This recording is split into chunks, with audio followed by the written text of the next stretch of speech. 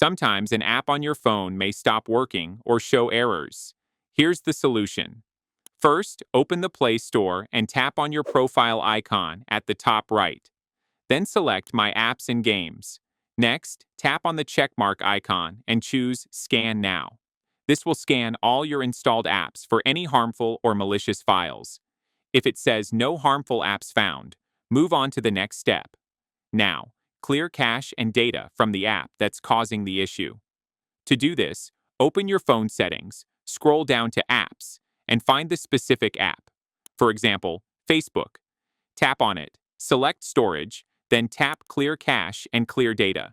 Confirm by tapping Delete and check if the app is working properly.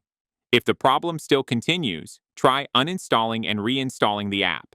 Go back to the Play Store, search for the app, for example, Google, and tap Uninstall. Once it's uninstalled, tap Install or Update again. Don't forget to subscribe for more tips.